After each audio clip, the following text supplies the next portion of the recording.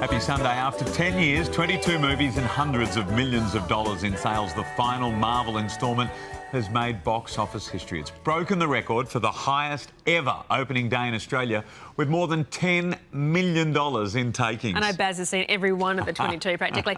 The film leapfrogged last year's Avengers Infinity War, then surpassed the previous record set by Star Wars in 2015. Weekend Sunrise movie man Jason Jabba Davis joins us now from Melbourne. Good morning to you, Jabs. Better than Star Wars? Surely not. Good morning, Eddie. Good morning, Baz. Good morning, everybody. I don't think any grand finale in any TV series, probably apart from My Kitchen Rules, has ever been as anticipated as the culmination of these 22 films here in the MCU. Of course, it finishes the saga of the Infinity Stones. Star Wars, Harry Potter, Twilight. People obviously look forward to the ending of these films, but maybe Game of Thrones is the only thing that people are really as invested in as heavily as the Infinity Stones and this MCU saga. Last year's Infinity War saw arch-villain Thanos gather the 6 Infinity Stones and snap his fingers, instantly snuffing out half the universe. Endgame picks up the story in the immediate aftermath with one of the few surviving members of the Avengers, Jeremy Renner's Hawkeye, facing the challenge of how to carry on life with half the world missing. Let's take a look. If we do this, we'd be going in short-handed. Yeah, you mean because he killed all our friends? We owe this to everyone who's not in this room to try. It's not about how much we lost. It's about how much we have left. We're the Avengers. We gotta finish this. You trust me? I do.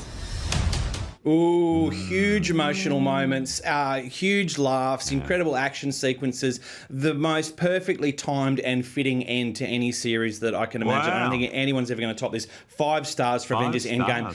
Infinitely enjoyable and epic finale. And go see it, Eddie. We were just saying before, see it ASAP to avoid any of the many spoilers spoiling the ending for you. Yeah, you basically can't go on the internet at the moment if you're watching Game of Thrones. You're waiting to see Endgame. We've just done the full Marvel kind of marathon leading up to this, so I can't wait to see it, Jabs. But not just the incredible plot, but the cast. I mean, it's extraordinary. We saw that at the premiere, didn't we, last week? Robert Downey Jr., Gwyneth Paltrow, of course, Chris Hemsworth. It's every big actor in Hollywood right now is in this. Yeah, and saying goodbye to some pretty big paychecks, of course, but it's been an incredible experience. Something else that's anticipated in September this year, Downton Abbey. The movie is released. In the meantime, Elizabeth McGovern fans will have to settle for another film that comes from the writer and director of Downton Abbey. It's called The Chaperone.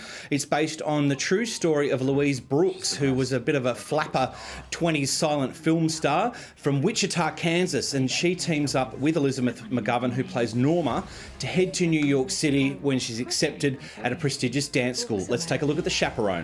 Louise has recently been accepted to study dance in New York. She can't go without a chaperone. We haven't been able to find anyone. I'd like to propose myself. Honey, don't you think... I would. I'd like to go. I think we're going to have a wonderful time. What did you think, that they were going to have their way with me in the dining car under the table? Men don't like candy that's been unwrapped.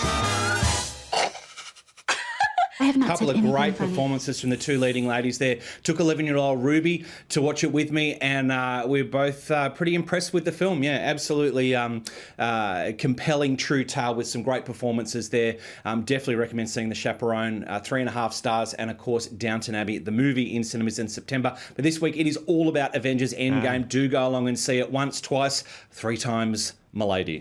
Beautifully done. Jab, it's a big morning when you give a film 5 stars. It doesn't always happen. He's a hard marker, which is what we want. I thought I had fatigue, but no, the film proved me wrong. Absolutely brilliant end to the series. That's a great recommendation. Good on you, Jab. Thank you. Thanks, a lot of guys. people will be along.